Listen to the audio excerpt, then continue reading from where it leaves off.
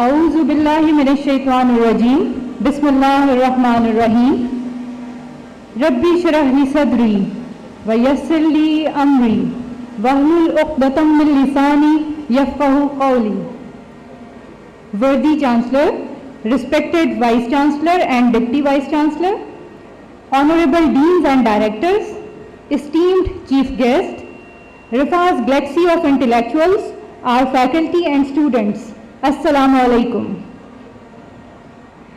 I, Dr. Humar Riaz, Associate Professor, HOD DPT from Faculty of Rehabilitation and Allied Health Sciences, take pride to welcome you all to the dreamland of Rifa International University, a purpose-built first ever female campus, our Gulbarg Greens campus.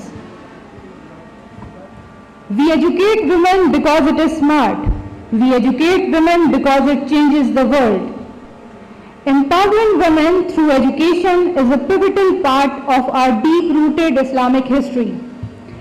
Mother of believers, al-Mu'mineen Hazrat Aisha Siddiqa radhiyallahu ta'ala anha's teachings provide us the best roadmap for all the Muslim women.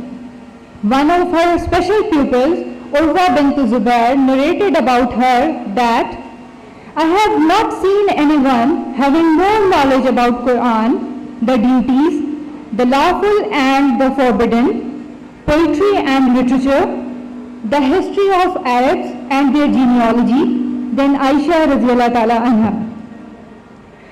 Before opening new chapters of women education in this formal inauguration ceremony of Rifa's Gulbarg Greens campus, I would like to invite Dr. Samra Anjali from Faculty of Rehabilitation and Allied Health Sciences for sharing few verses from the Holy Quran.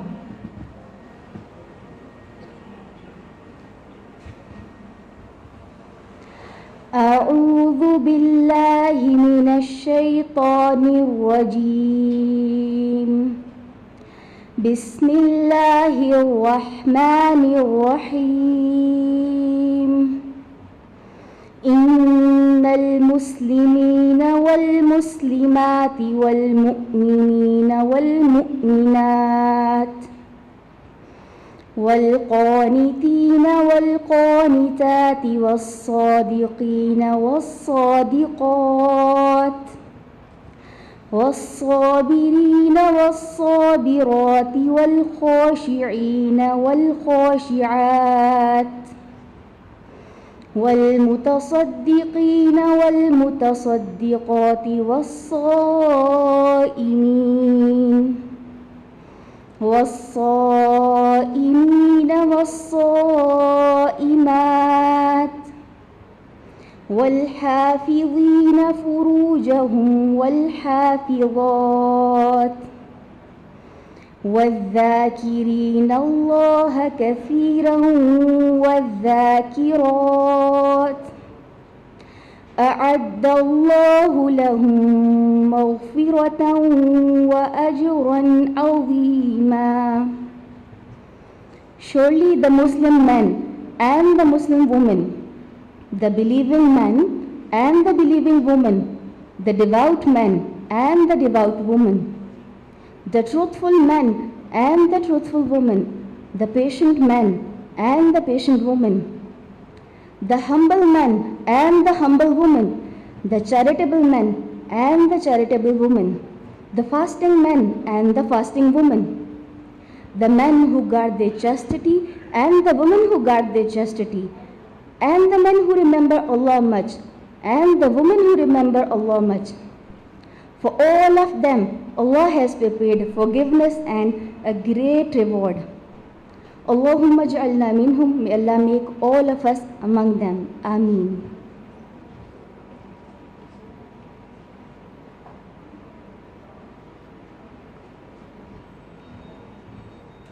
Jazakallah for your solemn recitation and illuminating our hearts with the light of the Quran. Dear audience, we all shall commemorate this day with a sense of pride and honor, as our great Qaid-e-Azam Muhammad Ali Jinnah has once said, no nation can ever be worthy of its existence that cannot take its women along with the men.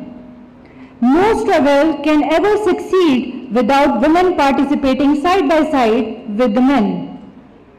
There are two powers in the world. One is the sword and other is the pen. There is a great competition and rivalry between the two.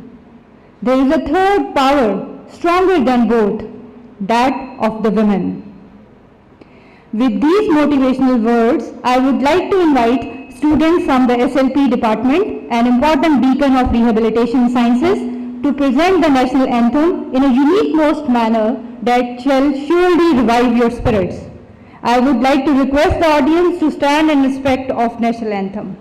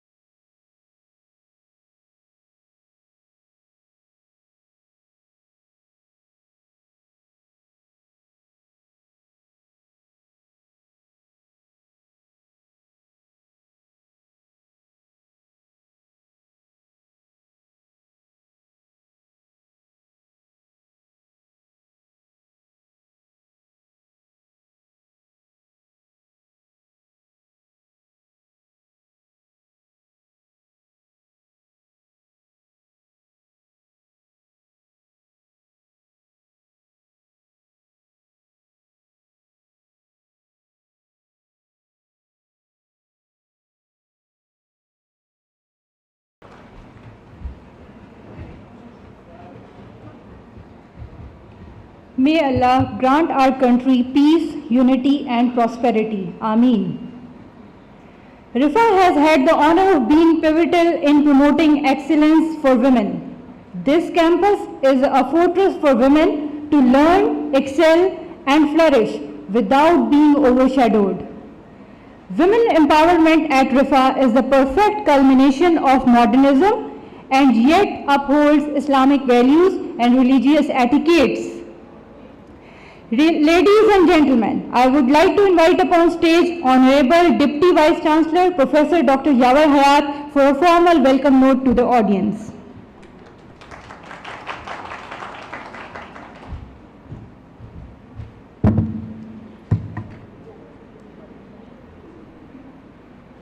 A'udhu billahi minash shaitanir rajeem. Bismillahir rahmanir rahim. Honorable EDHEC Dr.Shaista Sohail, worthy Chancellor Rifa International University Mr. Hassan Mohammed Khan, worthy Vice Chancellor Rifa International University Dr. Anis Ahmed Saab, respected Executive Director IMCT Trust Mr. Asadullah Khan, distinguished guests, deans, directors, my dear students, Assalamu alaikum. It gives me a great pleasure today to welcome all of you to this auspicious occasion on the inauguration of Rifa's first ever female campus in Gulbarg Greens.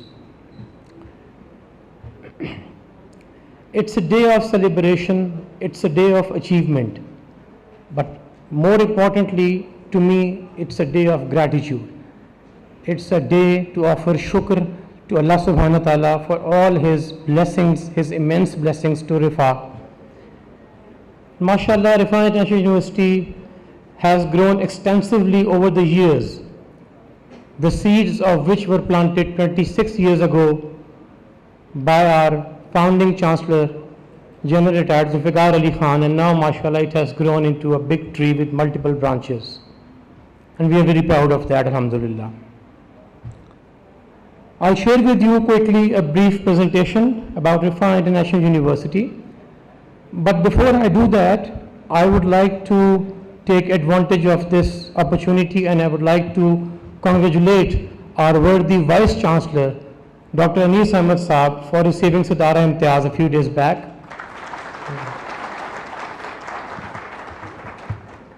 It's a moment of joy and pride, not only for him, but for the whole university, and we are proud of him, mashallah. So I'll share my presentation with you now. Bismillahirrahmanirrahim. Rabbi shrah li sadri wa yassir li amri wahlul 'uqdatam min lisani yafqahu qawli. O Allah, my Rabb, widen my chest and open my heart and open the knot of my tongue so that the people can understand me easily. Rifa International University commenced formally as federally chartered university in 2002. It is sponsored by a not-for-profit trust, Islamic International Medical College Trust, which was established in 1995. So this is our location, the capital of Pakistan, Islamabad. The university secretariat is in Islamabad, and we have multiple branches nationwide, and also we have an international branch in UAE.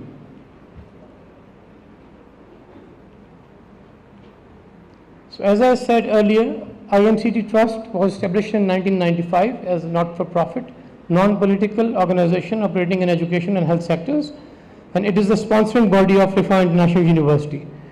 We have campuses in Islamabad, Lahore, Faisalabad and Malakand, and also we have 2 campuses in Sahiwal and Multan which are in pipeline, and hopefully we are going to start very soon.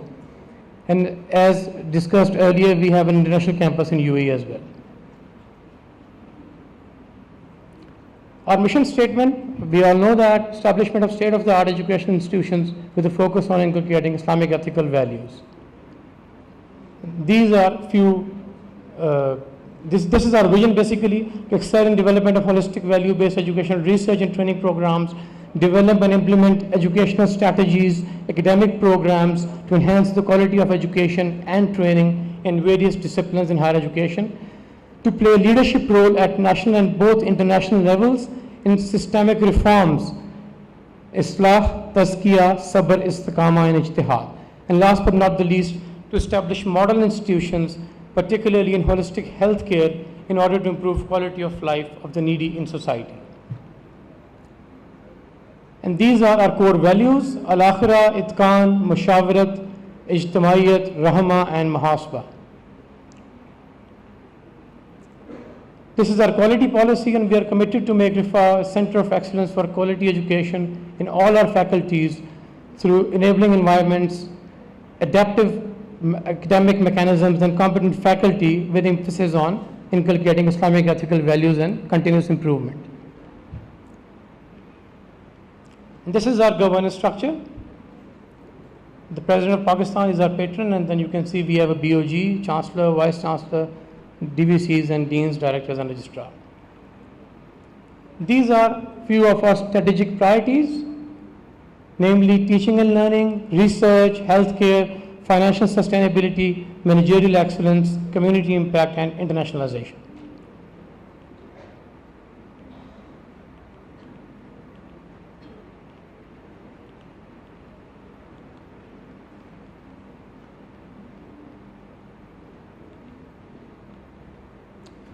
Excuse me, वहाँ से ज़रा इसको करेंगे, it's not working from here. Okay. These are few of our common themes: inculcation of Islamic ethical values, student well-being, validation of system processes, Rifa image enhancement, technology integration, and master campus in Islamabad. So just to talk quickly about human resource, we have a full-time teaching staff, 12, out of which 662 are males and 550 are female, and this figure includes 313 PhDs, 610 MS/MPhil, 65 FCPS, and 224 masters or equivalent. We have a visiting teaching staff of 285, and visiting faculty is 1/3 of the total teaching staff. The strength of non-teaching staff is 1766, out of which 621 are managerial staff and 1145 are support staff. Our student to faculty ratio is 17:1, and the university is strictly observing the student teacher ratio as per the requirements of the respective regulatory authority, HEC. We have got 8 faculties: Faculty of Health and Medical Science, Engineering, Computing, Management Sciences, Pharmaceutical Sciences, Social Sciences, Rehab Sciences, and Faculty of Veterinary Sciences. We have a keen focus on national capacity building, and during June 21 to 22, more than 958 faculty members participated in different training programs, and also under the heading of National Capacity Building and Education Research Program, RARE, Rifa Academy of Research and Education, organized 3 faculty orientation sessions. 31 faculty members have been enrolled in second batch of certificate course in outcome-based education, which is again, we are pioneers in OBE implementing in Pakistan. 448 faculty members successfully completed postgraduate diploma in professional ethics. And we have got around 162 academic programs, including 66 undergraduate, 68 graduate, and 28 doctoral level programs. We have got 38 associate degree awarding institutes as well. Last but not the least, RIFA is NCUK's HEC approved delivery partner in Pakistan since 2010. This is a brief academic overview. You can see this number of students, which is now, mashallah, 25,000. You can see our impact factor publications and male to female ratio, year-wise student enrollment. And this is a year-wise student enrollment since we started till today, over the period of 20 years. And mashallah, you can see the progress we have done in these years. Student welfare and financial assistance is again one of our key focus, and rupees 216.252 million has been distributed among 5994 students as scholarship and assistant. So this is the total scholarship which we have given to students till now. Scholarships are both merit-based and need-based. And these are the few major companies where our students are employed at the moment, and you can see all the big names, the banks, the telecom sector, the corporate organizations. We have got 4 teaching hospitals: IMCT, Pakistan Railway Hospital, Rifa International Hospital, Sohail, Islamic International Dental Hospital, and also we have Hearts International Hospital, which is affiliated with us. In total, we have 610 beds and 115 dental units, which are the maximum number of dental units in Pakistan in any institution. And as I mentioned earlier, we have our national presence in Islamabad, Malakand, Lahore, Faisalabad, and in Sahiwal and Multan. They have been approved by our BOG, and hopefully we are starting very soon our operations over there as well, inshallah. These are a few glimpses of our campuses.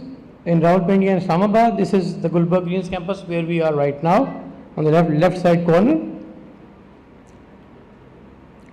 These are campuses in Lahore, Malakand, and Faisalabad.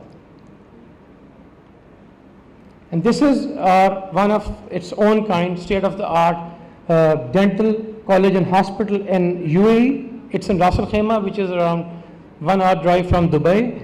And the college has become one of the most popular dental institutions in UAE. It is fully accredited by Ministry of Education, Government of UAE, and also we have got 3 international accreditations, including JCI, which is a gold standard for hospital accreditation. We have got Canadian accreditation, and we have recently applied for Australian accreditation as well, and hopefully we'll get it very soon. And these are the program accreditations by which our programs are being accredited, and you can see all the national names, big names over there. At the end, we have got World Confederation of Physical Therapy, and we have got an international accreditation from them as well. Just to mention a few of our achievements, we are included in W category university by HEC in 2005, and soon was included in top 5 universities in the private sector. It is the first university of the country that has been certified under ISO 9001-2008 standard announced by the UK-based Lloyd's Registrar, and General Rifa College of Rehab Sciences is recognized as Y category by HEC for year 21-22. In terms of collaborations, again, we pursue active collaborations with reputed national and international organizations. Till date, we have signed more than 100 MOUs and agreements, and it has 56 MOUs with foreign institutes in USA, UK, Germany, Malaysia, Turkey, and Jordan. It has also entered into 54 MOUs at national level. We are again one of the pioneers in launching this institute, Rifa Institute of Lifestyle Medicine, and I've seen Madam in the morning. Dr. Shaista is sitting here. There she is, and she is a Harvard certified consultant trainer for this particular institute.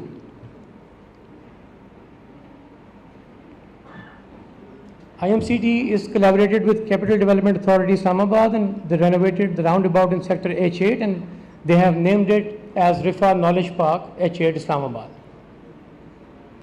This is the place which I'm talking about, and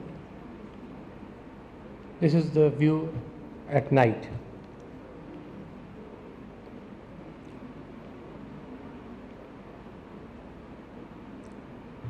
Rifa also has introduced a very unique channel, a radio channel, and before that, very few people, to the best of my understanding, they were listening to radio. But when we introduced 102.2, it was a unique program.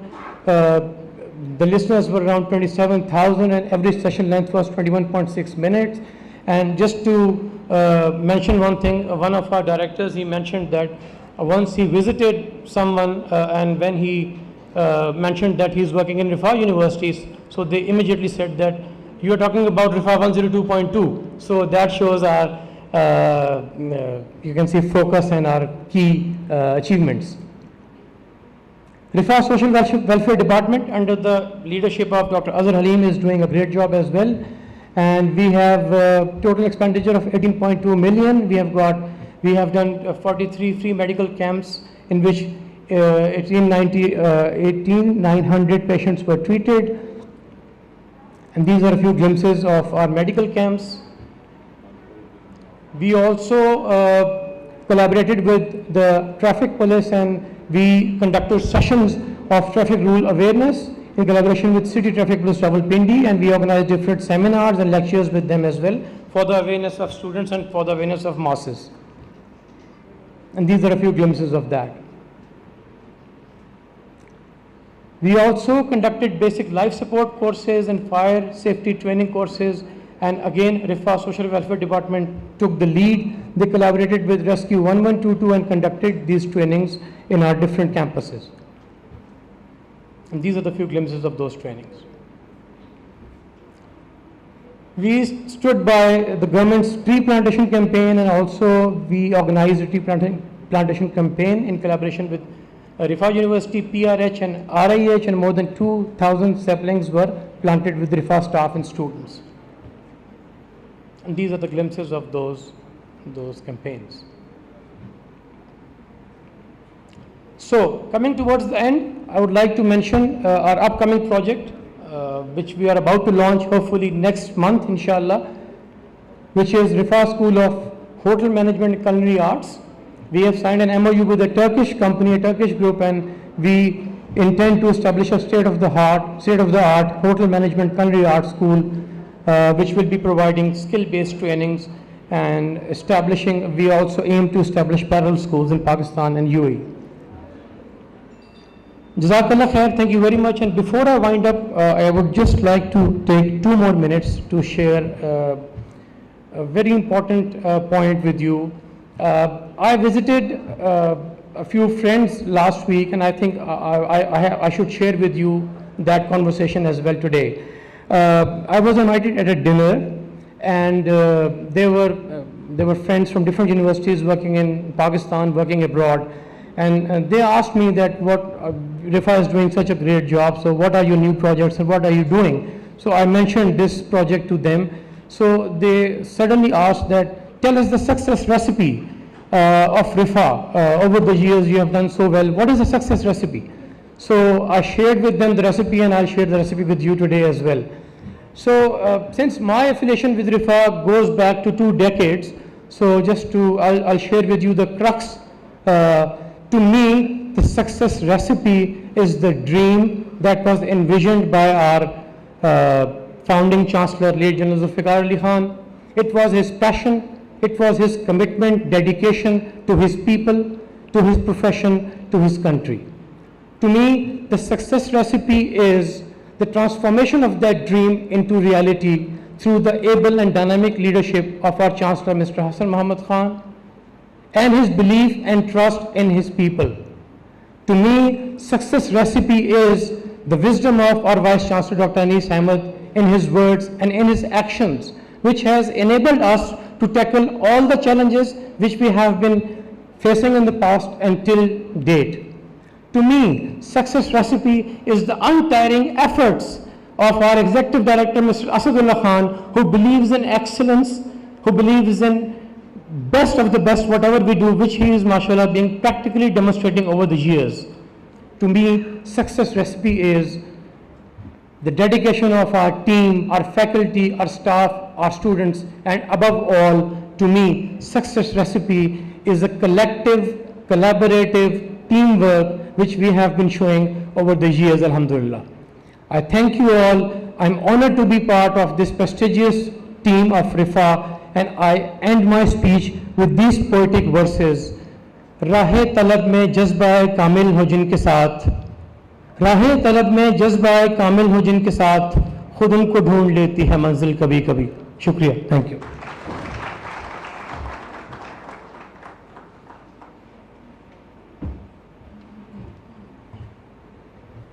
Thank you, Professor Dr. Yadav, for enlightening our executive guests about RIFA International University. Assalamu alaikum, dear audience.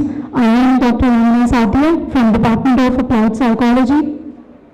As Dr. Yadav has shared earlier, I take pride in sharing with you all that our worthy Vice Chancellor, Professor Dr. Anis Ahmed, has been conferred recently with Sitara-e-Imtiaz by the President of Pakistan.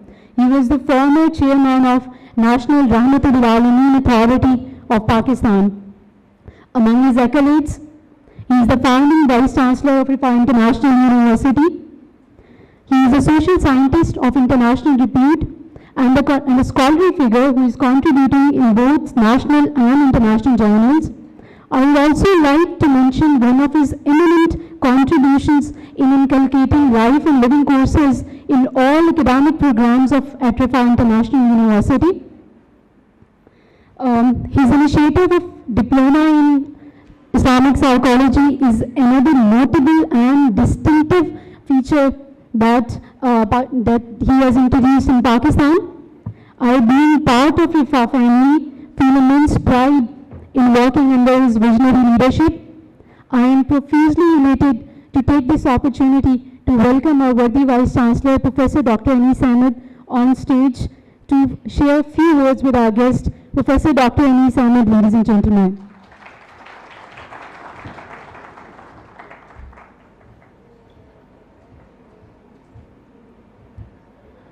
बिस्मिल्लाह रहमान रहीम. अल्हम्दुलिल्लाह वस्सलातु वस्सलाम अला खातिमिल अंबिया. Rabbi इश्रह ली सदरी व यस्सिर ली अमरी वहलुल उक़दतम मिन लिसानी यफ़क़हू क़ौली.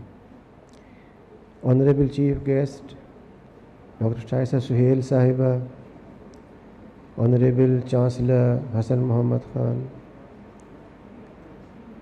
my dear colleague Brother Asudullah Khan, Madam Captain Kausar Firdaus, Deans, Directors, Deputy Vice Chancellors, my colleagues, it's a great occasion for me and Hassan particularly, because we have been jointly going through a long journey, a companionship in which we tried to materialize the dream of the founding Chancellor. I think it was his sincerity and commitment to Allah subhanahu wa ta'ala which ultimately resulted into flowering of this institution. And I am glad that under young leadership of Hassan Muhammad Khan, we have been able to achieve most of our targets that we planned for last 25 years.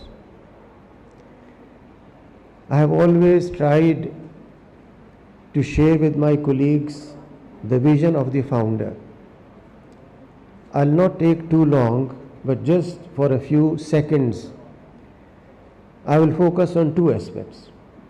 First and foremost, what makes RIFA different than other institutions? I think not only Pakistan, but Muslim world has been facing a number of crises. Our first and major crisis has been lost identity. Muslims took pride in their faith, in their culture, in their achievements. But unfortunately, they lost their identity and became Arabs, Iraqians, Persians, Indonesian, Sudanese. And that was the fruit that we got from the so-called divided European culture of nationalisms. Secondly, we have been through a crisis for over 200 years, and that is the crisis of colonization. And unless we decolonize ourselves, we have no way of progress. No nations can rise on borrowed and second-hand ideas, on borrowed methodologies, on borrowed knowledge. Tell me, do we have one single textbook of sociology where you can define family, society, law, security without going to Weber, Durkheim, Talcott, Parson and others? Tell me, do we have a single textbook in psychology where we can define human personality and human being without assuming that we are not conscious human beings, but we are unconscious human beings? The submerged unconscious and subconscious is the basis of my personality, which should be unfolded by a psychiatrist who suffers himself from several phobias. Do we have one textbook of economics which tells us how you can create a society which is without any exploitation and oppression? We use beautiful terms, globalization. What does that mean? That means imposition of those standards which are made in Paris, in London, New York, in Brisbane. Unless you accept those principles, you are in Stone Age, or else you are a global citizen. And all this is essentially a matter of colonization. I am addressing you in English language. If I talk in Urdu, you will call it a khutbah. If I talk in English, you call it intellectual discourse. Again, a sign of our colonization. And unless we get rid of it and feel pride in our own language, in our own culture, we have no identity.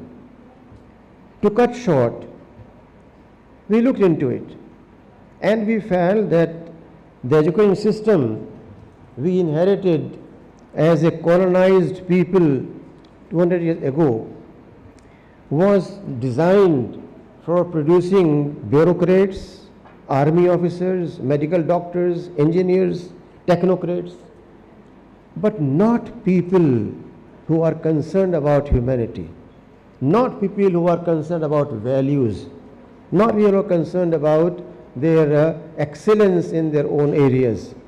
They needed mediocre group of people who could help them in implementing their policies. And we kept that close to our hearts. I think it's time that higher education should think how we can have a holistic personality of the graduate, not an expert in a micro area of biotechnology or computing or economics, but a holistic personality. The missing dimension is essentially those values and those objectives of life which have been set aside by us. When we use the word progress, what do we mean by that? We mean by that spaghetti highways. We mean by that networking at global level with entrepreneurs. We mean by that GDP of a country. But do we also have a measurement of their moral standards? Do we ever think how concerned they are about children who are dying, starving in Palestine, in Kashmir, elsewhere? We have definitely pride in calling ourselves a nuclear power, but we also have ethical power of the country. And that's why we talk about corruption every day. Unless higher education and earlier education inculcates ethical, moral values, not as a sermon on Friday, but as part of textbooks, as part of curriculum, as part of activities of students. Activities must be linked directly with the outcome of ethicalization. We need ethicalization. Without that, we may have great technological advancement, but that will not bring any success to us. We will be having a techno culture, as Jacques Ellul from France calls it, a techno culture where we have the whole concept of humanity reduced to just a technology. Or Skinner, technology of behavior. These are known Western thinkers who criticize their own culture. They say our culture is essentially a human-less culture. Their poets, Eliot says, we have a hollow human being without soul. So our education, unless we focus on ethical values, for that we thought for quite some time, and we developed after quite a number of meetings and efforts, RIFA aspired student model. What that means? That means when our students graduate, first and foremost the person should be an ongoing learner. Not just a person who thinks now he has acquired knowledge and he has enough to deliver. No, ongoing learner. Secondly, this person should be confident, which means professionalism. Thirdly, this person should be a contributor to society. Frankly speaking, 99% of human beings today who go globally to universities for education are in the trap of their own self, their own success, individualized concept of life. They want to show how strong they are, and they are victims of individualism. No concept of next door neighbor, no concept of people who are in need, no concept of serving society, but aggrandizement of wealth and power. Our third objective is that this person should contribute to society, must be involved. For these four, we have those 6 values Dr. Yawar shared with you. We believe these outcomes cannot be achieved unless we unhook ourselves from this worldliness to a holistic approach of this world leading to success in next life. They are linked together. It's not either or. Islam does not accept a bifurcation in life. Islam has no concept of Friday as holiday, sacred day, and other days for worldly activities. No such concept exists. Surah Al-Jumu'ah says very clearly, when the call for prayer is made, leave all transactions, rush toward the masjid, make your prayer. But when you have made the prayer, then فَانْتَشِرُوا فِي الْأَرْضِ وَابْتَغُوا مِنْ فَضْلِ اللَّهِ. Then go back to all that activity, and in that activity increase Allah's zikr, which means what you did in the mosque, don't leave it there. Your zikr is not confined to prayer. Your zikr is in your quality assurance, punctuality, honesty, fairness, boldness. Unless all these things are inculcated, we will have groups of graduates of universities, but not a nation. We have provinces, we don't have Pakistan. We have people who take pride in calling themselves, this is share in water that belongs to us, not to Pakistan. Who will break it?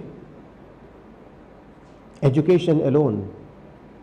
Which means unless we have education with holistic understanding of life, where Islamiyat is not a 2 credit hours course in a 4-year program, where Pakistan studies is not 2 credit hour course in 4-year program.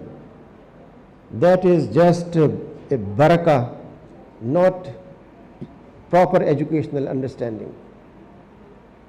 We have to bring in our youth commitment to this land, not by nationalism, but by ijtimaiyya, collective approach, by developing a consultative approach of consultation, shura, by becoming people who are looking for excellence, itqan.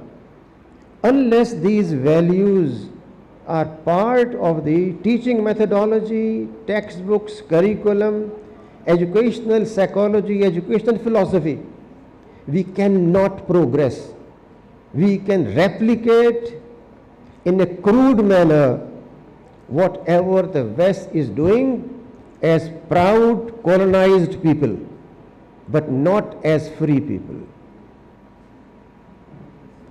I'm sorry for this long discussion, but there are very few occasions when we can have person like Dr. Shaista, who is in a key position, and I thought we share university's vision with her, and we are humbly available for any kind of academic collaboration.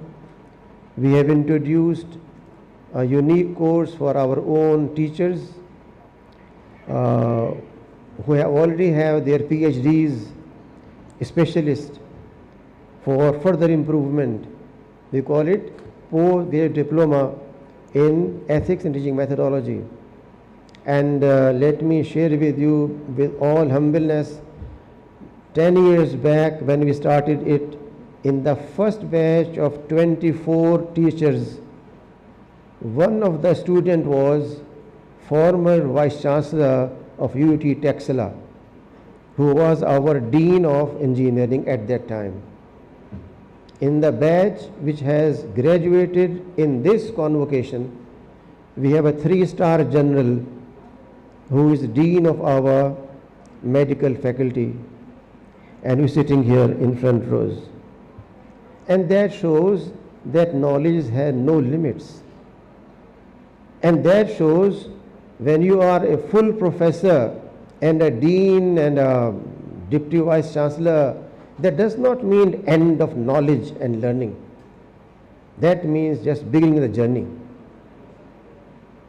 We have also introduced certain other areas in our students. I will not go in details, but we are always available for whatever we can do. In terms of mentoring, we have introduced a system of mentoring for our students.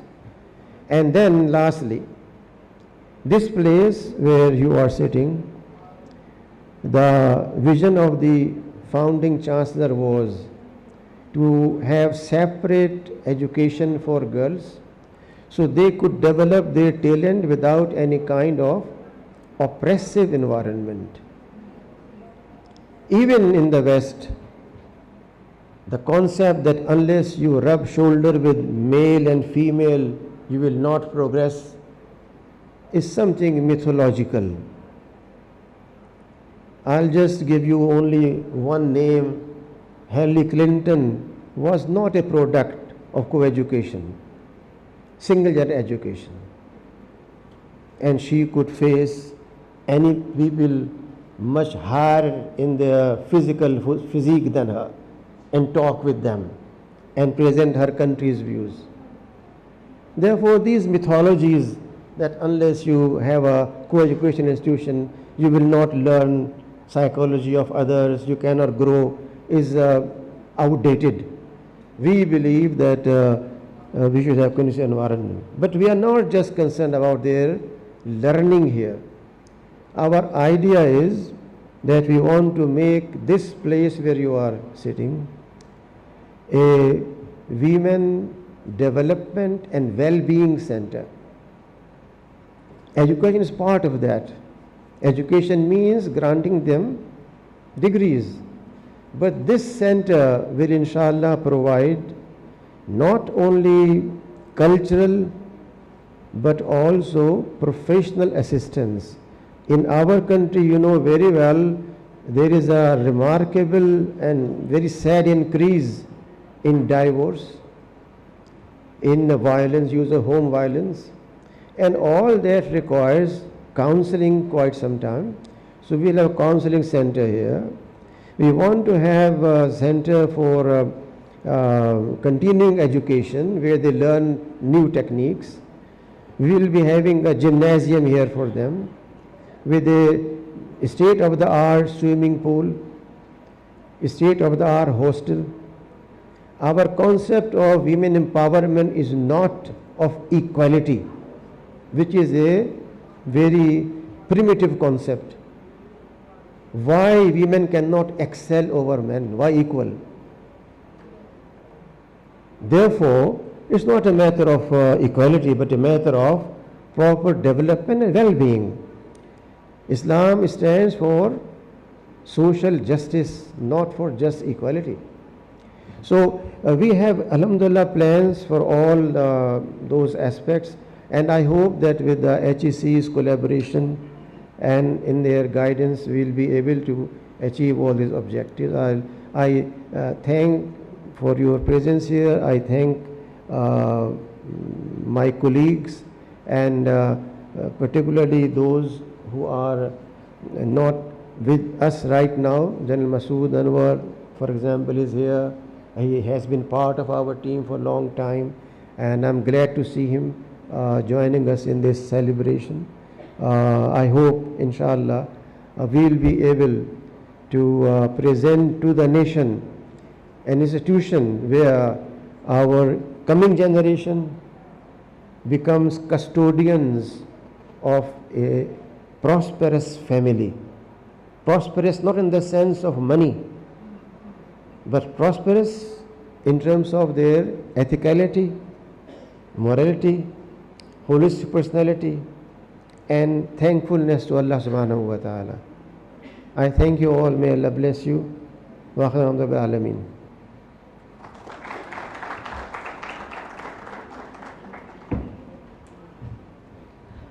Jazakallah Khair, Professor Dr. Anis Ahmed. Assalamu alaikum. I am Tazaina Malik from Rifa Faculty of Computing. Respected audience, we are all feeling honored to have a worthy chief guest, Dr. Shaista Sohail, Executive Director of HEC, with us today. Dr. Shaista is a renowned personality indeed. Dr. Shaista has 28 years of experience in government service of Pakistan. She served as Assistant Commissioner Karachi from the year 1988 till 1990. She was appointed as Assistant Director and later promoted to Deputy Director in the Chief Commissionerate of Afghan Refugees in Islamabad from 1990 till 1994. Dr. Shaista worked at Ministry of Women Development in Islamabad from 1994 till 1997, dealing with women empowerment and gender sensitization issues. Rifa family feels honored to have her among us. So without any further delay, I request our Honorable Chief Guest, Dr. Shaista Sohail, to please come on the stage and share her thoughts with us. Ladies and gentlemen, Dr. Shaista Sohail.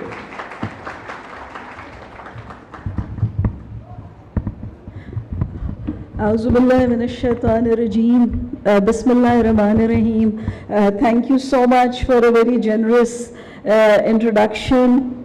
Dr. Hassan, Dr. Anis, Dr. Firdaus, Dr. Yawar, and other august deans, directors, ladies and gentlemen, and students. Indeed, this is a very auspicious occasion on which, mashallah, Rifa, as yet another addition to its achievements, has launched the all-female campus. And I will begin by offering a prayer that inshallah this campus will flourish, and may Allah Pak shower His blessings on it, and the young women who will inshallah graduate from here will be trailblazers across the country and across the globe as, you know, ambassadors of what Dr. Anis was talking about. So it's always a real pleasure to listen to Dr. Anis. Mashallah, I think he's the best intellectual we have in Pakistan at this moment, and I have had the experience of, you know, interacting with him on a number of occasions, and he's got such a balanced and wonderful approach that we all need to be proud of who we are. We need to be proud of our religion. We need to know more about it, like he said, so that we can have success both in the hereafter and in this world. So this is what education is about, to you know, build the characters of our students so that, you know, they're holistic, and not only do they have worldly knowledge, not for, you know, economic gains, not for selfish purposes, but for selflessness. So we have to, and I must say that after Yawar Saab's presentation and Dr. Anis's address, I thought I don't know what I'm going to say now, because all the things which we at the HEC espouse, Rifa is effectively, mashallah, following them. And we hope to see the fruits of it in our society soon, because you know, when we start character building, and like Dr. Anis said, that it's not only in schools, but it's a lifelong process. Learning is a lifelong process.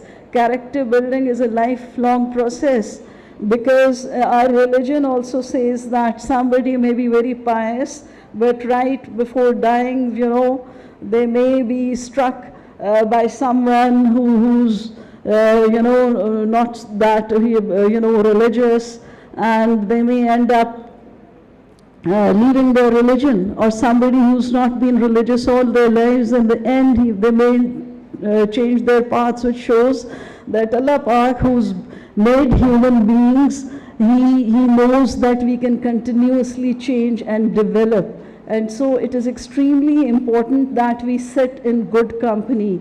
And you know, at the cost of repeating myself, I think that Rifa is very lucky to have someone like Dr. Anis shepherding your university as the Vice Chancellor. I've seen and met a lot of educationists across the country, and he stands out, mashallah. So having said that, a lot of you here would want to know what HEC is all about. So what AGC and higher education are doing for the country. So at AGC, we've got three main pillars. We try to increase access to higher education. Then we ensure that it needs to be of a good, optimal quality. And lastly, that it should also be relevant. So what I like about private sector universities is that you are continuously changing and responding to the market needs. We heard Dr. Yawar tell us about, your graduates securing jobs. So employability is extremely important. Then what is the market demand? That is also very important. But at the same time, the character of a child is also there, and it needs to be molded. And unfortunately, in the past, I've also been to educational institutions. There is no emphasis on it.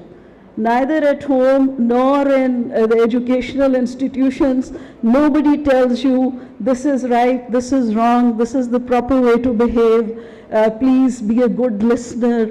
So these are very simple facts which, if we teach to our youngsters, they would be able to secure good places both in this life and in the hereafter. Relevance is very important in today's life. That the education which we used to get when we were students, it was a simple BA. We were taught economics. I did economics and statistics, and of course the English language. And then I also did my master's in economics, and I took the CSS exam and was able to get myself a job. But now the dynamics are very different. We are living in a country of 22 crores. I mean, it's a huge number, and 23 almost. So, and our youth bulge dictates that we need to create jobs.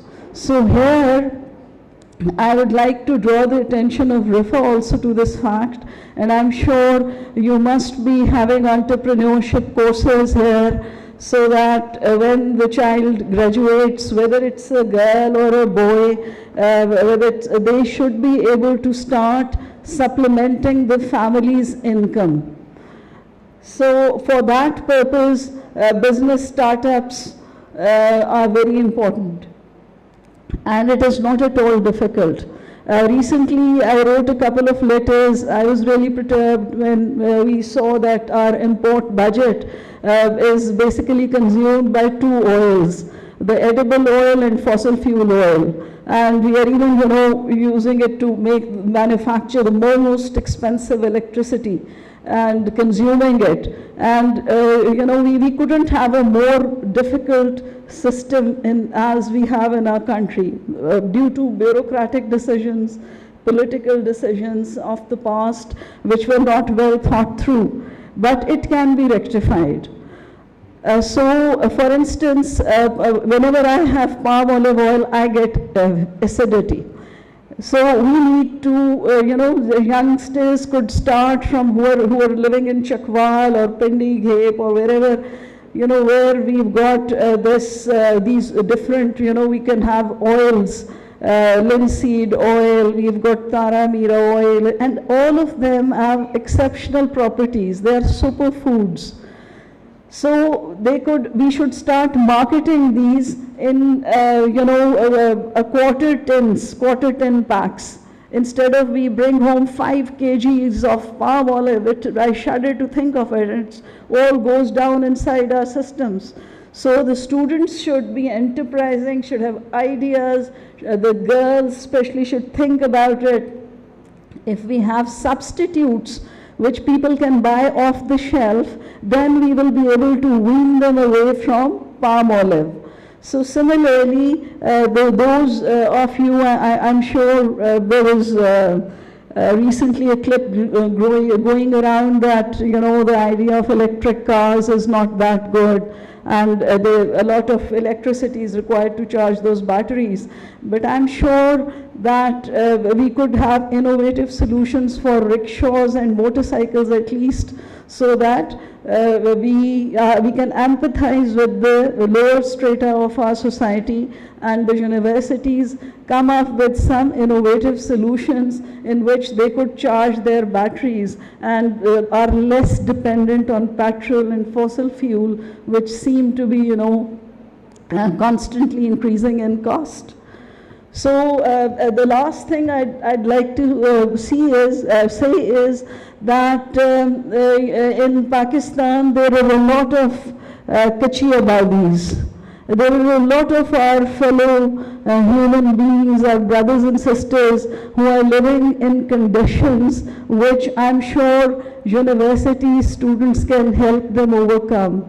So I wrote a letter recently in which I said that at undergrad level and postgrad level, the research should not be done so that, it's theoretical and the objective of the child is simply to, get a pass because, it's a mandatory requirement to have your thesis or your research paper. It should be done on actual issues. So the child should be encouraged to at least visit. If it's a social sciences student, they can go and advise those people, talk to the women. If they're girls, they can go and talk to the women, tell them to boil their water, keep their house clean, wash their clothes twice a week. I was quite old when for the first time I was exposed to the way the poor brothers and sisters live. And I was taken aback, because they simply don't, there's nobody to guide them. There is water, there is soap. Then, we can also guide them on how to dispose their waste, how to in fact earn money from it. We know that in our country already paper is collected, recycling is there, but do it in a more sort of institutionalized way. So similarly, I strongly feel that each person living in even in a small one-room house should have access to air conditioning. There should be a split small air conditioner. Our students should be innovative, come up with it, which should be solar powered. Big air conditioners since a couple of decades are being run through solar power. I'm witness to it in Lahore. So why not in the Kachi Abadis? So these are not changes which can come overnight, but I strongly urge our faculties to encourage the students to work on these lines. Even if they are able to make the life of one or two families better, I think something would have been achieved. And after 10 to 15 years, we can go and take a look at that shanty town or what, and check if we've been able, if the university has been able to make a difference in its psychology, in the amenities it has, in improving the life of the citizens. Because bureaucracy, tax collection, governments, ultimately, why are they formed? They're formed so that everyone has a good standard of living. And so I urge you that in your student days, you kindly try to look around you and do your research paper. Your research paper could even be on why the knees of your mother and grandmother ache. So what are they consuming? What are they eating? Do they lack in exercise? So real issues. Think of real issues while you're doing your research work. So I'm really impressed, and I'm really grateful that due to Dr. Mukhtar having to go to another meeting, Allah Pak gave me an opportunity to come here today. And I cannot emphasize more that my last message for the students is to be kind, courteous, look after everyone around you. Because not only will we go to the hereafter, but even in the world, at least if I'm rude to someone, even in Naib Qasir, someone, Allah gives me a rap on the knuckles immediately. So our fate, it is all, written in the hands of the people around us. So whether it's your parents, your colleagues, because, nothing stays, but your good manners. That is what Allah has told us. And who will be the closest to the Prophet on the Day of Judgment? The one who has the best of manners. So these are just reminders coming from the HEC. And I'll end by congratulating Dr. Anis once again on getting the Sitara Imtiaz, mashallah. And may he produce from Rifa a lot of students who achieve even more. Because if we look at Islamic history, the students always surpass the teachers. So thank you, and Pakistan Zindabad.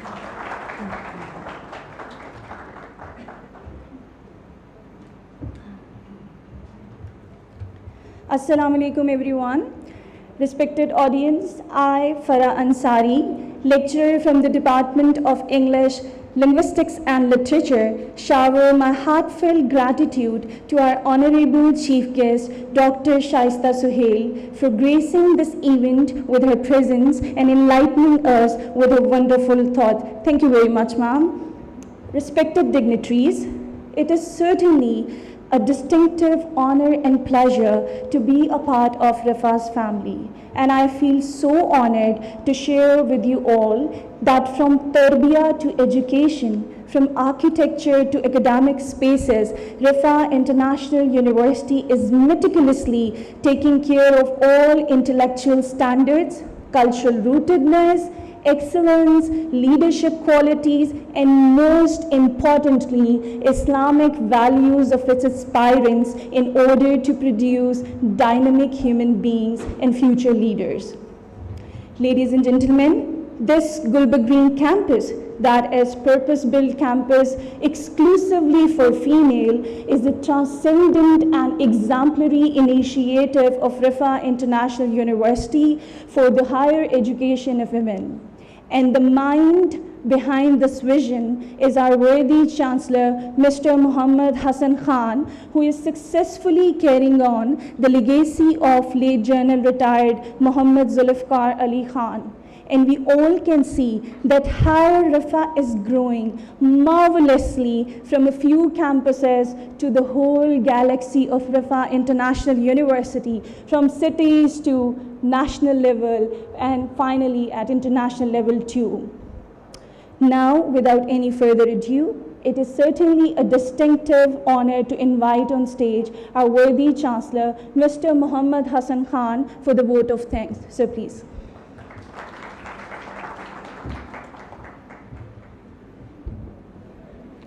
Bismillahirrahmanirrahim. Respected Executive Director, HEC, Dr. Shaista Sohail, Honorable Vice Chancellor, Dr. Anis Ahmed, respected Executive Director, IMC Trust, Honorable Deans, Directors, faculty members, Assalamu alaikum. I'll be very brief, I think. Thank you very much for a very comprehensive presentation, Dr. Yawar, highlighting the achievements of Rifa University. Of course, a very beautiful articulation and exposition on the values and the philosophy of Rifa University by Dr. Anis Ahmed. I thank you, madam, for being here today and conveying to us the philosophy and the fundamental thrust of Higher Education Commission. It's very interesting because you did talk about ethics, and you talked about innovation and producing graduates which can create impact in the country, both in terms of community development but also economic impact as well.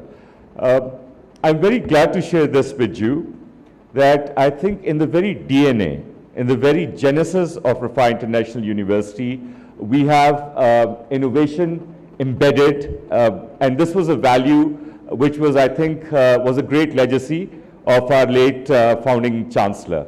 Under his leadership, Armed Forces Institute of Cardiology was established, and it was one of the first institutes in Asia to start up an open heart surgery program. Armed Forces Institute of Cardiology, I believe, beat Japan, India in that innovation. I believe in 1998, आप सामने से हटेंगे please? Thank you. आप भी side पे हो जाइए, kindly. Thank you very much. बहुत शुक्रिया आपका. So it is my, it's a pleasure to share with you that in 1998, and we did not have a charter at that time, and we got an affiliation by University of Engineering Technology, Texla, and we had established our engineering institution. And we developed the first ever program of biomedical engineering in the country, because that was a need of the country as well. You had these massive hospitals in the private sector, public sector, but the country did not produce a single biomedical engineer.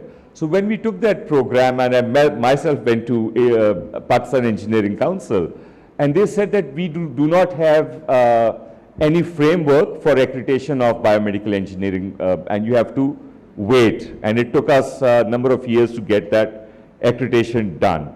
Similarly, I believe in 2002, 2003, when media was deregulated in Pakistan and lots of television channels were opening up, Rifa University established the first media school in the country in collaboration with University of Bedfordshire, which was at that time rated, I think, the top 3 media program in Europe. I believe because we have teaching hospitals, and we began with our medical program, which was our first program, and because of our chancellor, of course, being a cardiologist, so we always had a little bit of a tilt towards health sciences. So we always felt that within the hospitals, there was a very important missing component of the team, which was, high quality rehabilitation specialists. So Rifa became the first university in Pakistan, both in public sector and private sector, to start up a Doctor of Rehabilitation program under the very able leadership of Dr. Asghar. And I think we were also probably, Dr. Susa, your team members developed the curriculum for HEC as well, so to standardize across Pakistan. We've tried, madam, to focus on the community as well. Internationally, in United States of America, after heart diseases, after cancer and diabetics, the 4th highest killer in hospital setting is the morbidity and mortality of patients because of preventable human errors in healthcare systems. 4th largest. Pakistan mein, I'm sure ये बहुत ज़्यादा top पे होगा. Excuse me for saying that. So Rifa became the first university in the country to set up Rifa Institute of Patient Safety and Healthcare Quality. So we have Professor Paul Barat, as our advisor. He's from Harvard and a specialist in patient safety. And we've started, healthcare quality programs as well as systematic interventions in our hospitals. Internationally, globally, when you see 70 to 80%, I think well above 70% of death, mortality in the world globally, and I'm sure it's 100% true for Pakistan as well, is because of NCDs, non-communicable diseases like heart disease, cancers, diabetics. And the leading cause of this disease burden is lifestyle choices. How we sleep, the way we deal with stress, our nutrition, and so the lack of exercise. So, but now this has become a complete discipline in itself. And so, under the very able leadership of Dr. Shugufta Feroz, Rifa University became the first institution in the country, private sector or public sector, to establish Rifa Institute of Lifestyle Medicine as well. So we've got a whole history of actually investing into innovative programs, supporting them, subsidizing them, and trying to create an impact for the country, for the globe. And I think you were very rightly said something that it's very important for all of us, especially our students, I believe, and I think the faculty as well, management, to be connected with all tiers of society, not be, just interacting with the top strata and not be aware of what's going on in the country. So I think under very able leadership of Dr. Anees Sahab, our deans, our directors, we are now really focusing on experiential learning. So even in our life and living programs, our ethical frameworks, which Dr. Saab talked about, so we are trying to focus not on just didactic learning, not philosophical renditions of, beautiful concepts of kindness and, charity and generosity and so forth, but also trying to ensure that our students live through those experiences. So, we have annual feature where our students go to economically challenged areas, and they invite families from these areas and set up a mall of kindness on the university lawns, where they themselves take the initiative, go to the factories, get the toys, garments, brand new clothes, and they go through a donor drive and set up a beautiful sort of a supermart, and then we invite these families to the university premises, very honorable. They have their vouchers and they can actually go and then get the stuff as well. But we need to do a lot more. Madam, I promise to be brief, and I think I'm just taking too much of a time. Just last couple of minutes. I think, again, from the very beginning, since 2002 and even before the university charter, we've always tried to do our best to comply with our regulators. Not only Higher Education Commission, PMDCs, Pakistan Engineering Councils, our ministry, our government priorities, which we must, and so we always honor, respect, and look at them in terms of them being, guidance counselors to the universities as well, and drive us, take us to strategic directions as well. So we have a lot of respect. Having said that, Madam, world of education is changing very fast. But it sort of saddens me to see that our accreditation councils and their standards are not keeping up pace with that change. And it's not about me, and I just want to be very candid about this. It's not me about talking about, lessening the standards because we're a private sector university, so must be all about money, and try to save money. It's not about that. So as a Pakistani, as somebody who's invested, and passionate about education, and all of my colleagues are there as well. I believe HEC needs, and so do our other councils, probably need to set up a quality assurance framework exclusively for technology-driven programs, especially those which are, virtual programs. So there has to be a different framework in place. आप इन programs के लिए वो फीता लेके नहीं आ सकते कि lab का क्या size है. So we can't go through that. Very recently, one of the councils came up with a suggested framework, and I'm not going to take any names here, where for an intake of 75 students, you needed to have 75 faculty members. It's stunning. I don't know what kind of world they live in. So we need to also focus on the productivity of everyone. And I think there has to be very critically defined KPIs according to the best standards. We have Dr. Arifullah smiling here, Pharmacy Council, our Dean Pharmacy. So we're going to add on more blocks and spaces here. So I was looking at, your Pharmacy Council, no offense if somebody is here for Pharmacy Council, the lab sizes, you can actually play football there. You can take, the American standards, and, the Harvard is not going to be complying with this Pharmacy Council standards. So I think we need to be cognizant of this fact. Very recently, as I think Dr. Yavar shared with you, we've taken our team consistent of our Dean Faculty of Social Sciences and Computing Sciences, and our Deputy Vice Chancellor. I was leading the team because we wanted to start a program in hospitality side and culinary arts, because we think tourism is a sector which is growing in Pakistan, and we need to, again, have programs which cater for the HR requirement there. Madam, we identified top universities in the world by QS ranking. So we went to EHL, which is rated #1 university in the world in hospitality services. It's like Harvard of hospitality service. It's the first university and also the top ranked. It's in Switzerland. So out of top 10, about 3 or 4 were in Switzerland. So we decided to go, so that one trip we can go and meet the faculty, deans, look at their premises, and see how it is being done. The dean is sitting here. All these top universities, what was the structure of the curriculum there?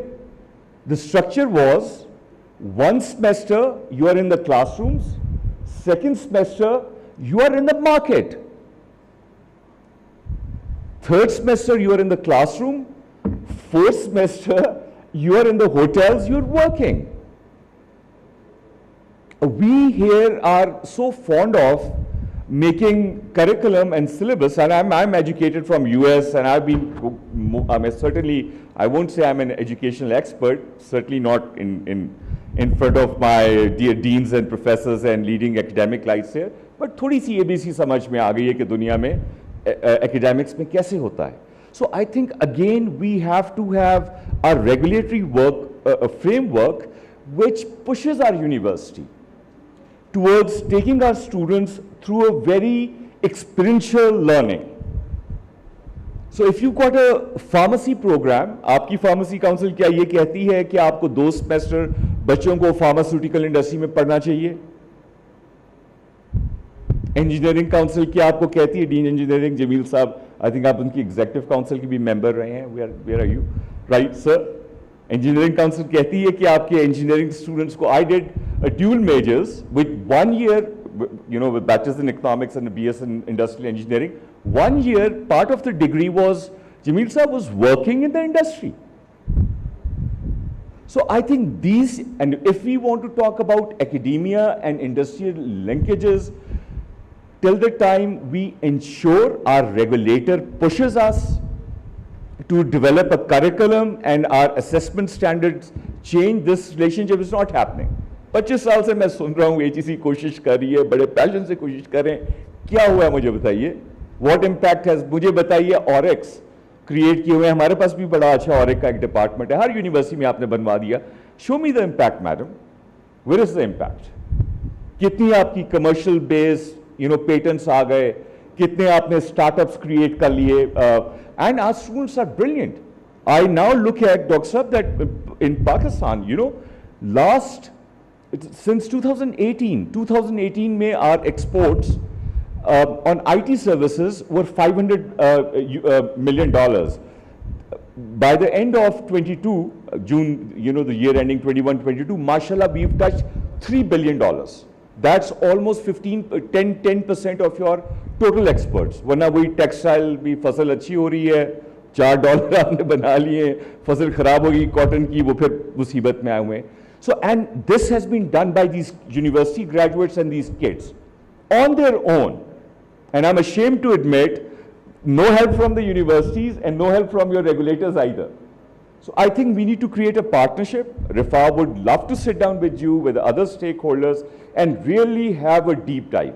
If you want to have a different results, and I think I just loved your talk, madam. You talked about innovation. कि यार ऐसी छोटा सा बनाए, हम ये बनाएं, हम ये करें. But ये जिस तरह हम पढ़ाते हैं, इस तरह तो बच्चे इस तरह innovative नहीं बन पाएंगे. Alhamdulillah, our deans, mashallah, our faculty member, themselves are committed to giving experiential learning. So I think Rifa is a bit different than other schools in that we try to do that. And our programs are very applied as well. But so we would love to work with you on developing a framework nationally to ensure this happens. Jazakallah khair, everyone. Thank you. I hope I did not offend anyone.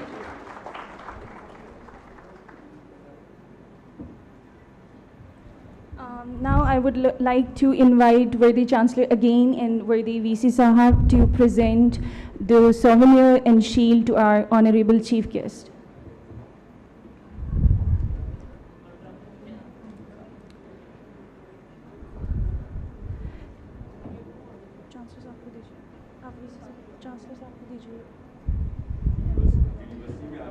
So our Chancellor will present the shield to our Honorable guest, Dr.Shaista Sohail.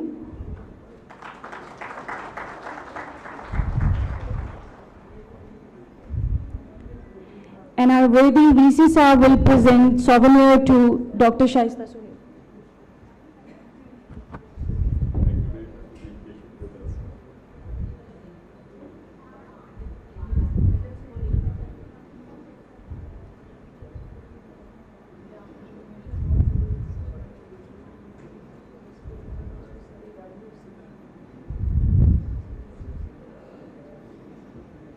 Thank you very much.